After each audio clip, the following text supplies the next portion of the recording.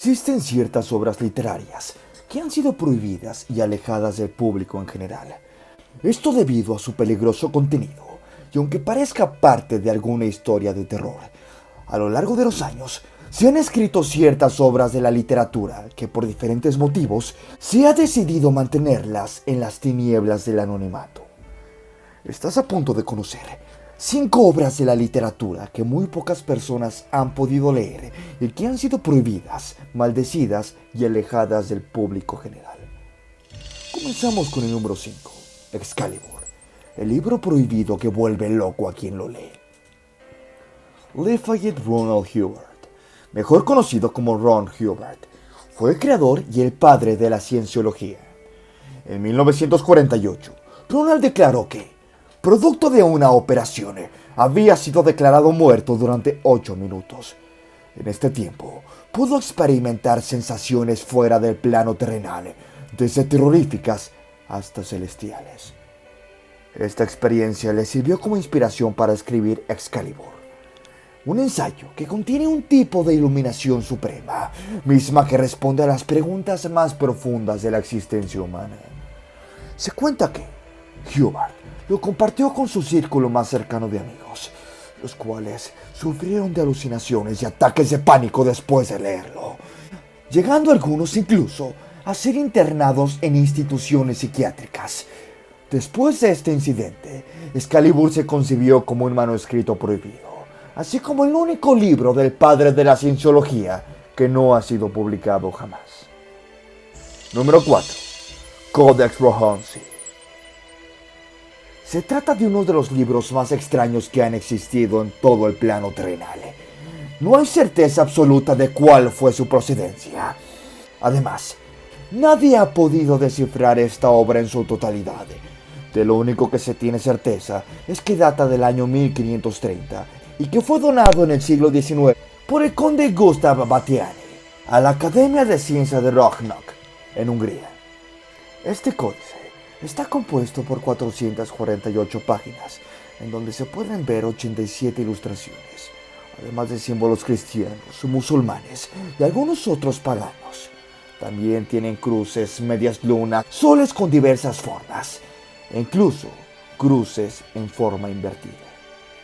A pesar de que son muchos los estudiosos y eruditos en lenguas antiguas los que han intentado descifrar este códice, todos han fallado. Esto se debe a la complejidad que representa el alfabeto en el que está escrito. Cuenta con más de 200 símbolos o letras, mientras que los alfabetos conocidos, escuchen esto, tienen tan solo de 20 a 40 símbolos en promedio. Número 3. La llave menor de Salomón. Su nombre original en latín es Lemegeton Clavicula Salomonis, y es conocido como uno de los libros más populares si de ciencias obscuras se trata. A lo largo de los años, a lo largo de los 5 capítulos en los que se divide este libro, este promete enseñar las claves para controlar a los ángeles y a los demonios, así como a sus respectivos poderes.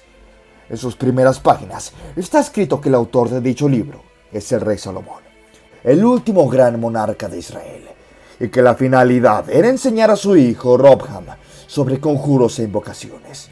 Incluso, en una parte de Libros Malditos, se menciona cómo el rey Salomón encerró a los 72 demonios en una vasija para poder controlar todos sus poderes. No obstante, los números no cuadran. La historia sitúa al rey Salomón en el año 10 a.C., mientras que la llave menor del rey Salomón se escribió en el siglo XVII. El libro está lleno de conjuros para invocar a diversos ángeles y a demonios, incluyendo al mismísimo Lucifer, así como la fórmula para subyugarlos ante la voluntad de quien los invoca.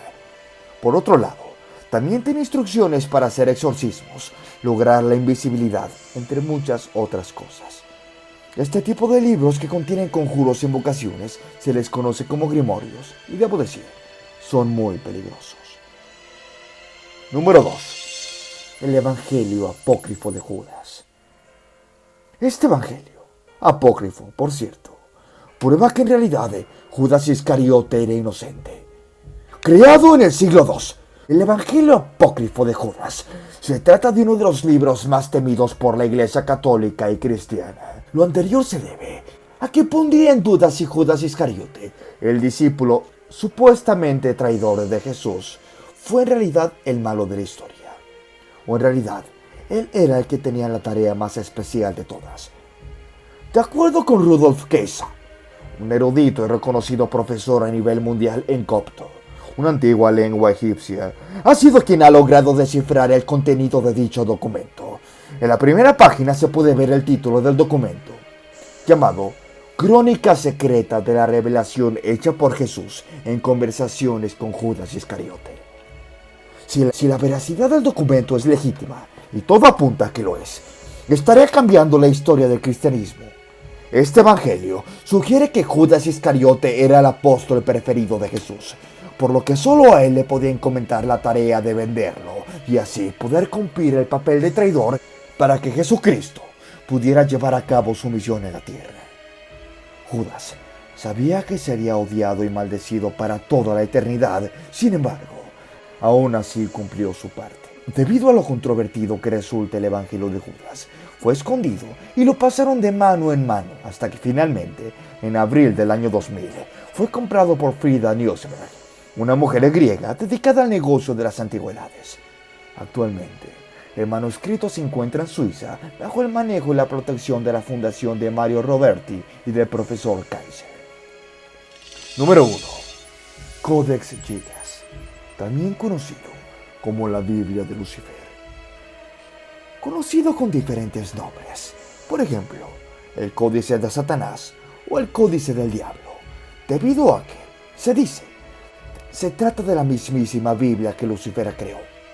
El Codex Gigas, una palabra en latín cuya traducción al español literalmente es códice gigante, nombre que hace referencia a las enormes proporciones del libro, 92 centímetros de alto, 50 centímetros de ancho, con un grosor de 22 centímetros y con 624 páginas en su versión original. En total, el libro pesa casi 75 kilos, siendo el libro más grande escrito de toda la historia humana. El Codex Gigas fue creado a inicios del siglo XIII, presuntamente por el monje Hermann el Recluso, de la Orden de los Benedictinos. Él vivía en un monasterio en lo que hoy conocemos como República Checa. Lo fascinante de esta obra es la leyenda que lo envuelve. Se cuenta que, tras haber roto sus votos, el monje Hermann fue severamente juzgado por sus superiores y que su castigo era la muerte. Sin embargo, antes de recibir su mortal castigo, para expiar su culpa, este se comprometió a crear el libro más grande escrito de toda la historia. En él, según el monje, incluiría pasajes bíblicos, así como toda la sabiduría humana. Todo esto, increíblemente, en una sola noche. A la mañana siguiente de su condena. Al pasar las horas de esta noche, cuando casi iba a amanecer, el monje se dio cuenta de que no lograría su cometido, por lo que decidió hacer un pacto, pero no con Dios, no, nada de eso, sino con Satanás. La propuesta era sencilla.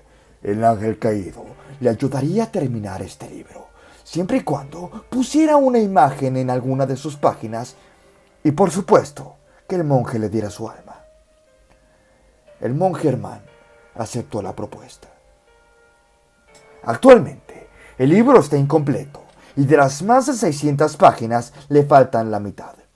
El resto del libro se encuentra en la Biblioteca Nacional de Suecia, en donde ha sido estudiado por varios expertos que afirman que solo hubo un autor y que el libro no tiene errores gramaticales, por lo que su creación debió haberse llevado más de 30 años.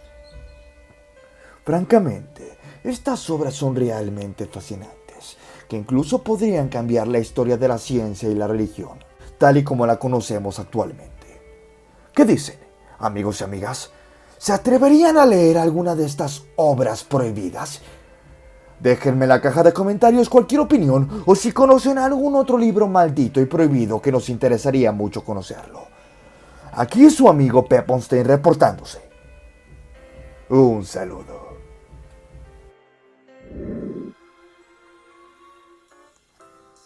Antes de terminar con el video, quiero invitarlos a formar parte de los miembros del canal. Tendrán muchos beneficios como obtener insignias especiales, ver contenido exclusivo o mirar contenido antes que sea público, así como pedirme directamente algún tema de qué hablar, al igual que pedirme alguna canción para tocar, entre muchos beneficios más.